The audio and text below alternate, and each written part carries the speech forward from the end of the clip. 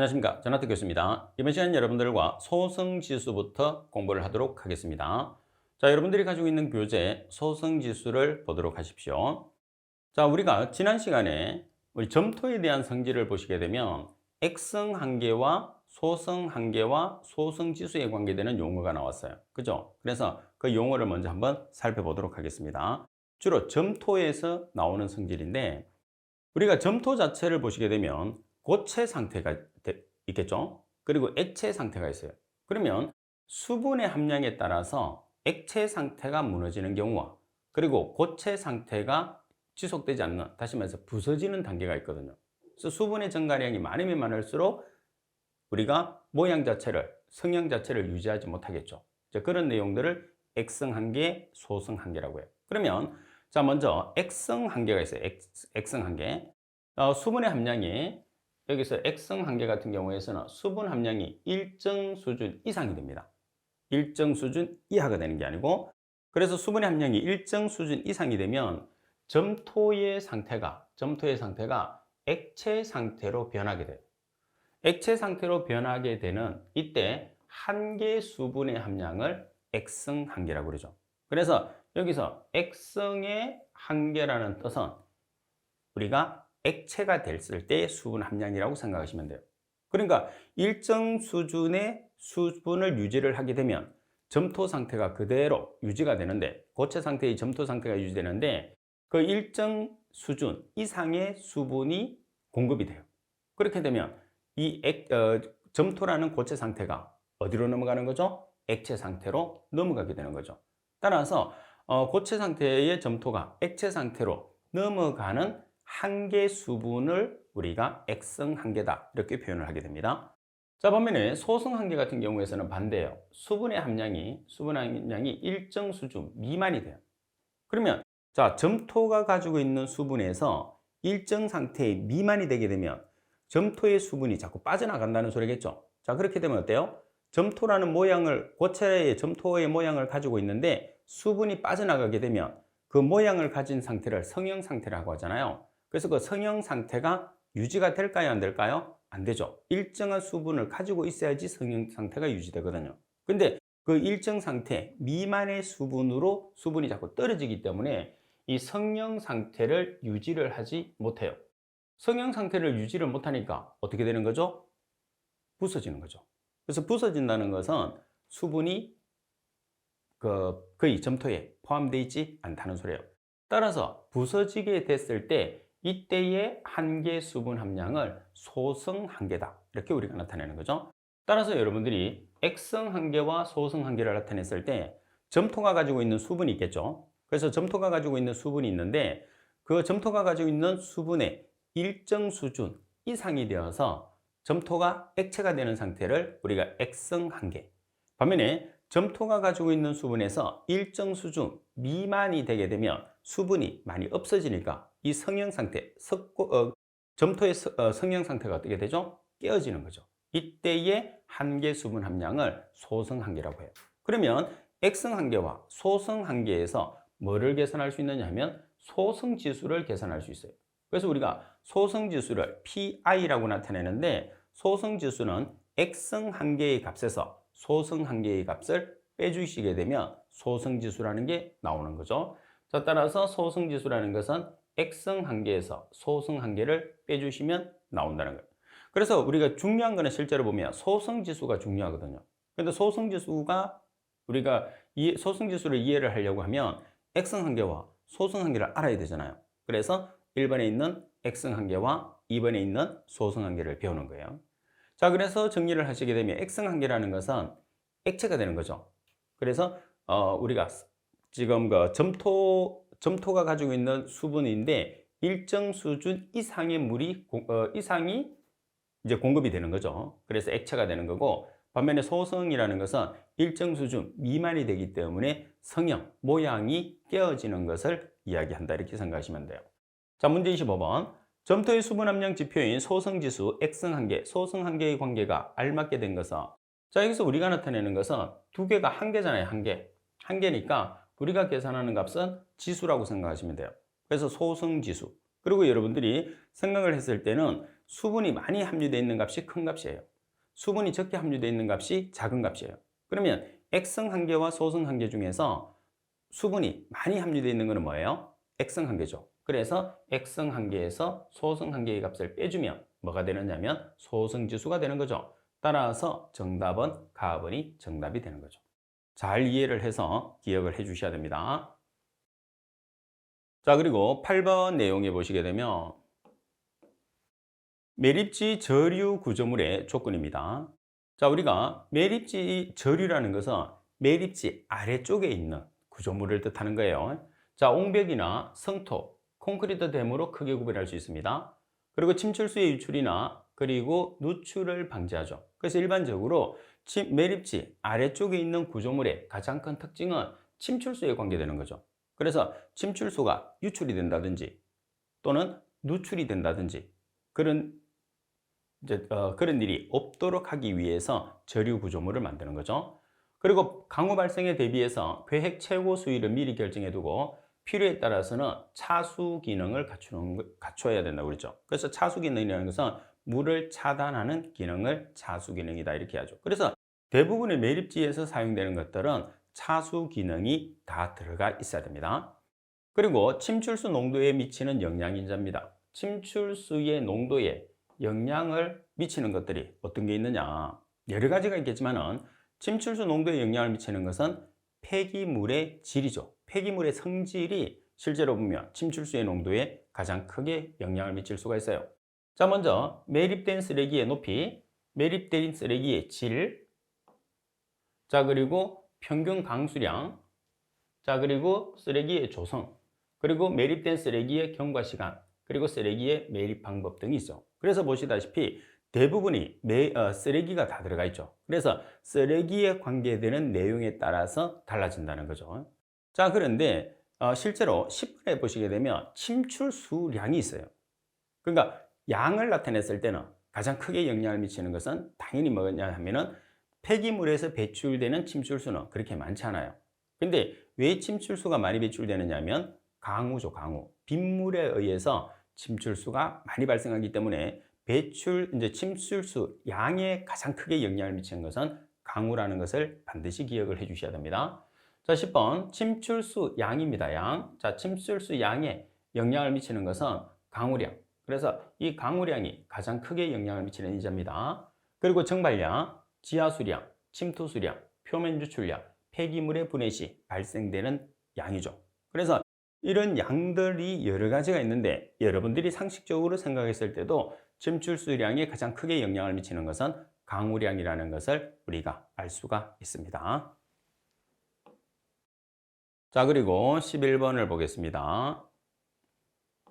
자, 11번에 보시면 매립장을 관리할 때 사후 관리 항목입니다. 그럼 우리가 이제 매립장을 관리를 하는데 매립 후에 관리하는 항목을 사후라고 이야기를 하죠.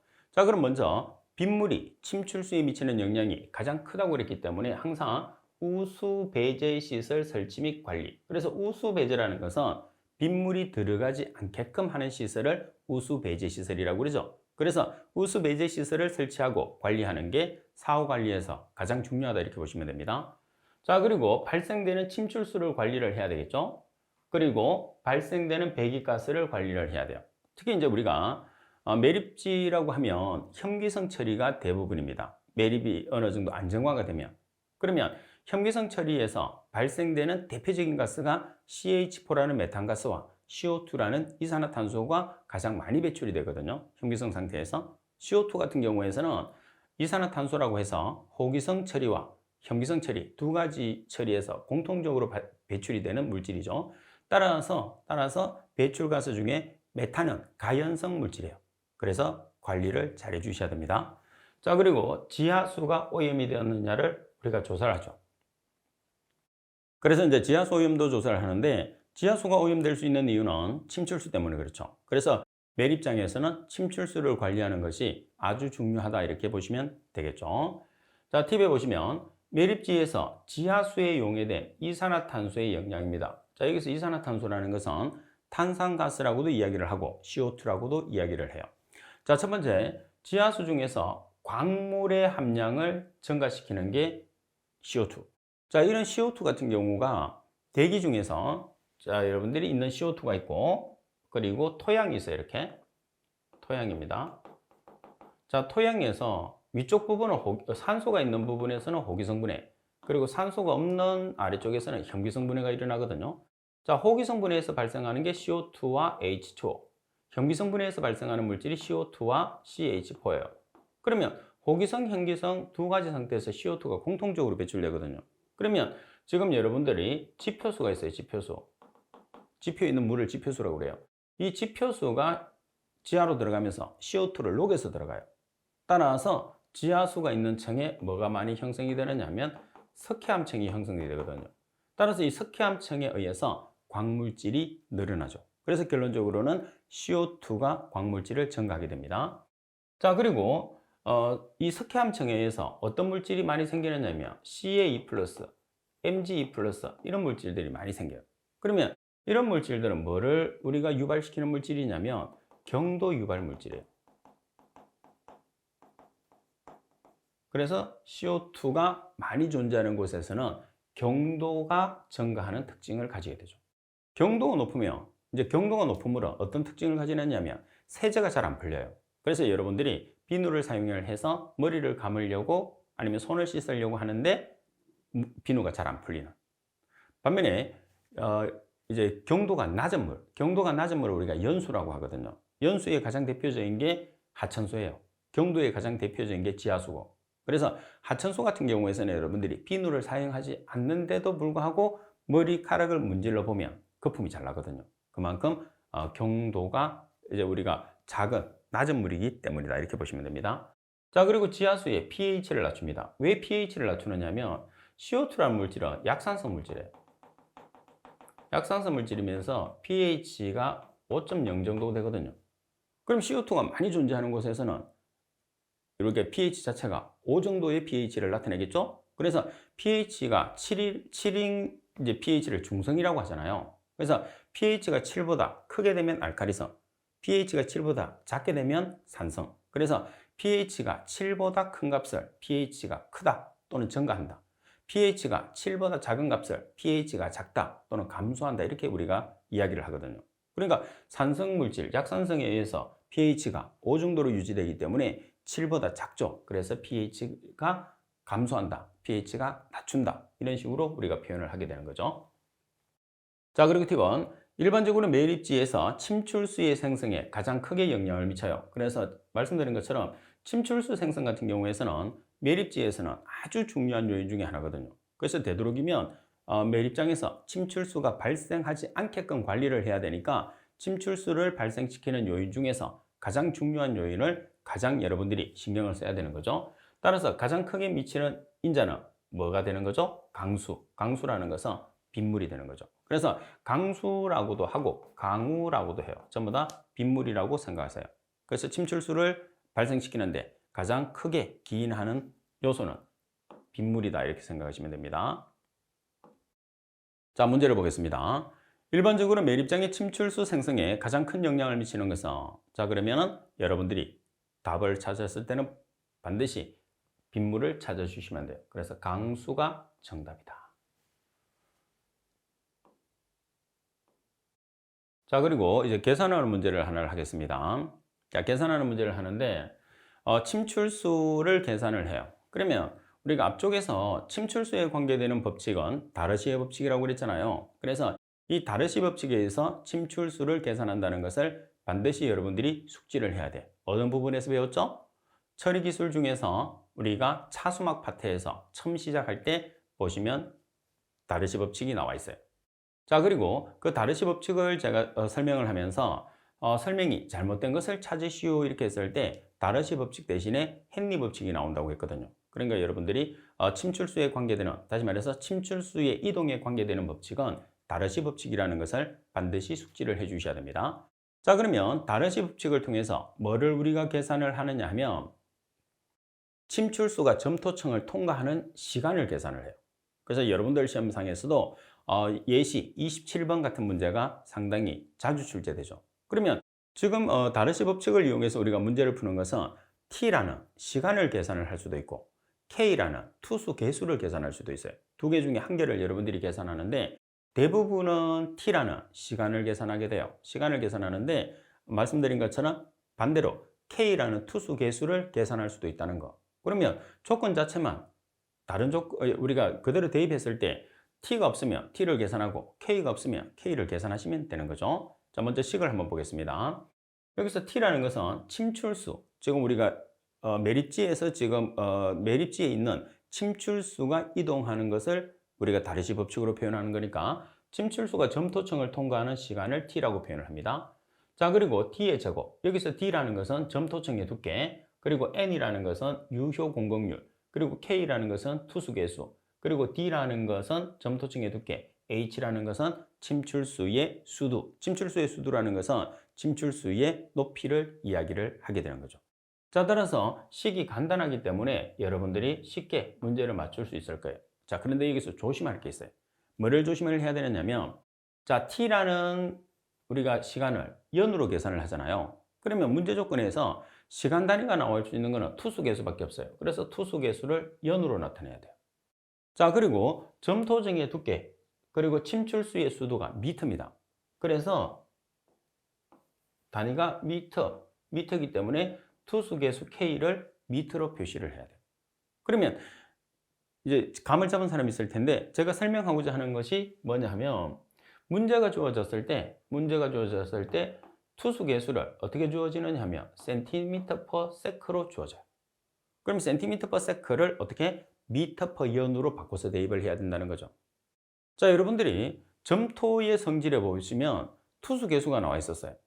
그죠? 투수계수가 얼마로 나와 있죠? 10의 마이너스 7성 cm per sec로 나와 있었거든요. 그래서 여러분들 시험에서 출제했을 때도 대부분이 그 값을 줘요. 10의 마이너스 7성 cm per sec 이렇게. 그럼 만약에 10의 마이너스 7성 cm per sec가 아니라 하더라도 값이 주어지게 되면 단위는 보통 cm per sec로 주어지거든요. cm per sec로 주어지는데 여러분들이 지금 여기서 길이 단위는 미터고 시간 단위는 연으로 표시를 하기 때문에 투수 계수의 단위가 미터 퍼 연이 되게끔 바꿔서 대입을 해야 된다는 게 이 문제의 가장 핵심이라는 것을 반드시 기억을 해야 돼요.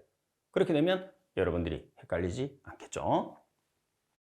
자, 그리고 문제 27번을 한번 보겠습니다. 자, 문제 27번에 보면 유효 공급률이 0.2, 점토층 위에 침출수 수도가 1.5m인 점토 차수층에 1.0m를 통과하는데 10년이 걸렸다면 점토 차수층의 투수 개수를 cm/s로 계산하시오 돼 있어요. 그러면 여러분들이 지금 계산하고자 하는 게 뭐냐면 K라는 값을 계산을 해요. K라는 값을 계산을 하는데 지금 보시게 되면 점토층을 통과하는데 몇 년이 걸렸느냐면 10년이 걸렸어요. 이 값이 T가 되는 거죠. 자, 그리고 점토층의 두께가 1.0m예요.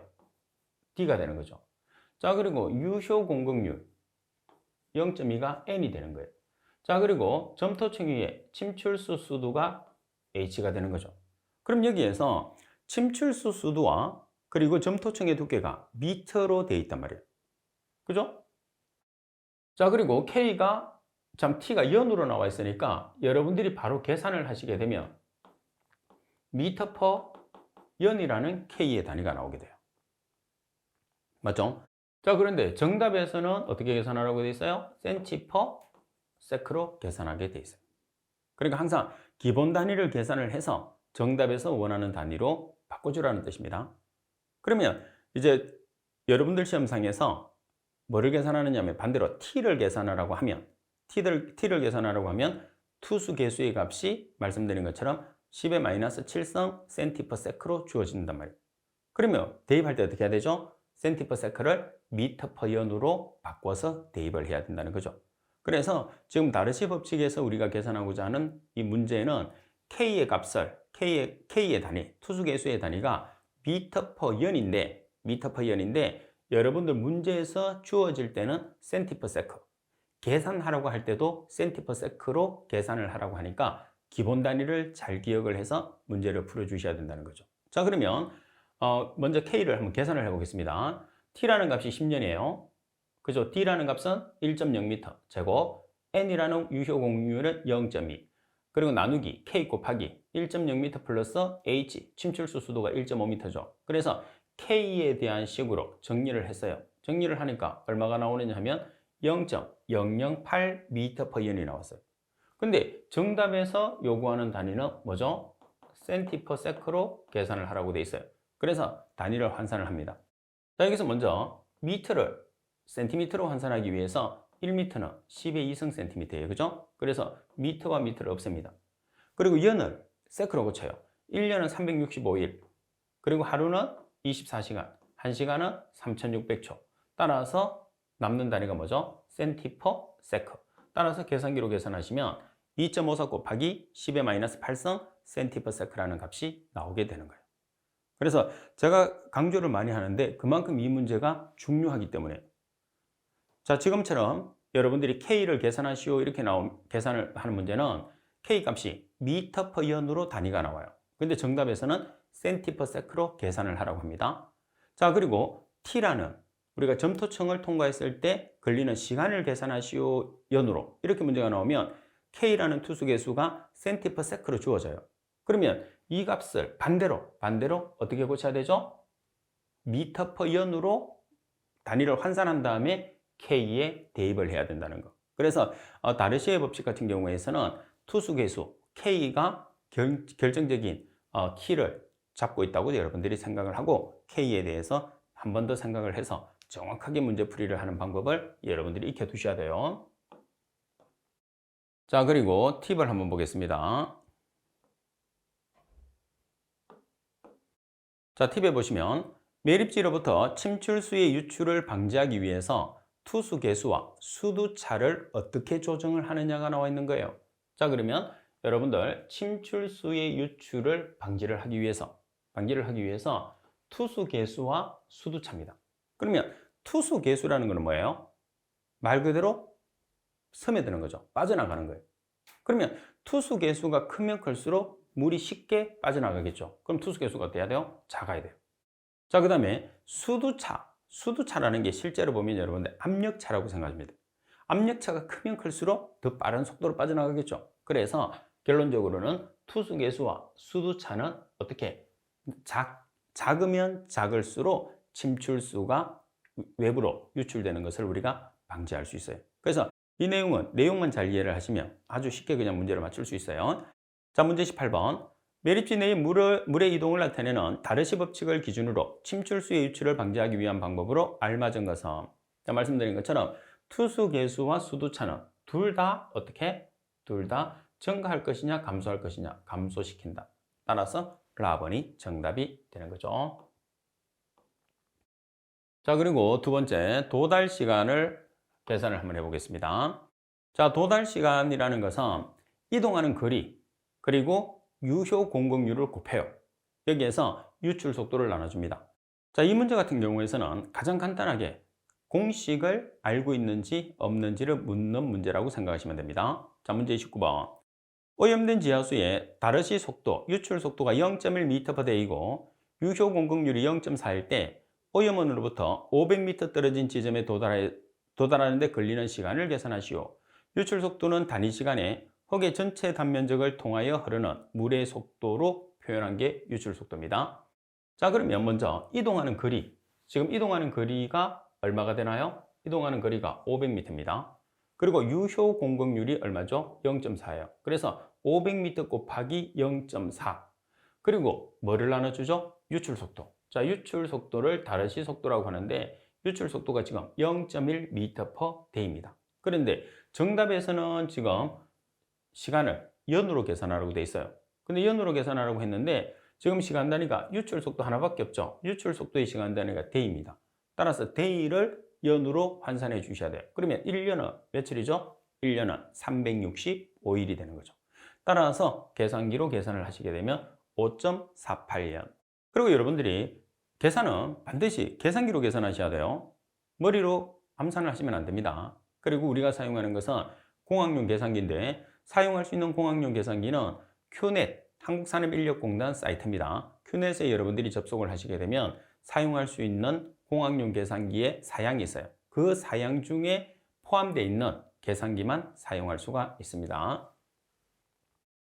자, 그리고 세 번째 보시게 되면 자, 침출수 발생량을 한번 계산을 해 보겠습니다. 침출수가 발생을 하게 되면 얼마만큼의 침출수가 발생했는지 우리가 계산을 해 봐야 돼요. 그죠? 그래야지 정확하게 판단할 수 있으니까. 자, 침출수 발생량은 일단 침출수에 가장 크게 영향을 미치는 것은 뭐라고 그랬어요? 빗물이라고 그랬죠. 빗물. 그래서 빗물 중에서도 지하로 침투되는 빗물이 있어요. 빗물이 전부 다 지하로 들어가는 건 아니거든요. 그래서 침출되는 침출수니까 침출되는 강우량에 그리고 매립장의 면적이 넓으면 넓을수록 많이 들어가겠죠. 그리고 단위를 환산하기 위해서 비중을 곱하게 되는 거죠. 왜 그러냐면 지금 두 개를 계산을 해보면 미터의 삼성 퍼 연이에요. 근데 지금 톤 퍼 연으로 계산하라고 그러죠. 톤 퍼 연으로 계산하기 위해서 비중의 단위가 톤 퍼 미터의 삼성이거든요. 이렇게 해서 계산하시게 되면 톤 퍼 연이라는 단위가 나오게 되는 거죠. 그래서 비중이나 밀도는 여러분들이 반드시 단위를 환산하기 위해서 사용한다 생각하시면 됩니다. 자, 문제 30번. 인구가 40만 명의 1인당 하루 1.15kg의 쓰레기를 배출하는 지역에 면적이 200만 제곱미터의 매립장을 건설하려고 한다. 강우량이 1250ml/연인 경우에 강우로 인한 침출수의 발생량을 톤/연으로 계산하시오. 당 강우량 중에서 60%는 증발되고 40%만 침출수로 발생된다고 가정하며 침출수의 비중은 1.0이다 이렇게 나와 있어요. 그러면 여러분들이 여기에서 먼저 강우량을 찾습니다. 강우량, 연간 강우량이 1250ml예요. 근데 우리가 어차피 미터의 개념으로 바꾸기 때문에 미리를 미터로 바꾸기 위해서 얼마를 곱하면 되죠? 10의 마이너스 3성. 그래서 1250 곱하기 10의 마이너스 3성 하면 미터 퍼 연이 돼요. 자, 그리고 이 중에서 침출수로 발생되는 게 몇 퍼센트가 침출수가 되는 거죠? 40%. 그래서 0.4를 곱합니다. 자, 그런 다음에 면적, 매립장의 면적이 200만 제곱미터. 그러면 자, 여기 제곱미터, 여기 미터의 삼성 퍼 연이 됐어요. 근데 우리가 계산하는 것은 톤이죠. 그래서 뭐를 보정하죠? 비중을 보정해요. 그래서 비중이 나와 있으면 여러분들이 비중의 단위는 톤 퍼 미터의 삼성이라고 생각하시면 돼요. 따라서 톤 퍼 미터의 삼성의 비중을 곱하면 미터의 삼성의 단위를 뭘로 바꿀 수 있죠? 톤으로 바꿀 수 있죠. 따라서 계산하시면 100만 톤 퍼 연이라는 값이 나온다는 거죠. 그래서 문제 30번 같은 경우에서는 간단하게 문제를 풀 수 있겠지만은 비중의 사용 용도를 여러분들이 알아야지 문제를 풀 수 있는 내용이다 이렇게 보시면 돼요. 자, 그리고 반응 속도식입니다. 반응 속도식에서 1차 반응 속도식 그리고 우리가 반감기를 사용하는 속도식 두 가지가 있는데 자, 설명을 조금 드리겠습니다. 반응조가 있어요. 반응조. 자, 반응조로 들어가는 우리가 이제 초기 농도라고 그러죠. C0라는 초기 농도. 여기서 C0라는 것은 T가 제로라는 뜻입니다. 자, 그리고 제거되지 않고 배출되는 거 CT. 그래서 T 시간 후의 농도. T 시간 후의 농도라는 것은 제거되지 않은 거죠. 그래서 여기서 T는 T가 되는 거죠. 뭐 hour로 나타낼 수도 있고 day로 나타낼 수도 있어요. 따라서 여기서 1차 반응식을 나타냈을 때 시험에 자주 나옵니다. 자연대수를 써요. 1차 반응식은. 자연대수가 ln입니다. ln. 그리고 여러분들 ln은 대문자로 사용하셔도 되고 소문자로 쓰셔도 됩니다. C0분의 CT는 마이너스 K 곱하기 T로 표현해요. 그래서 여기서 C0라는 것은 초기 농도, CT는 T시간 후의 농도, K는 상수, T는 시간을 뜻합니다. 자, 여기에서 반감기가 되면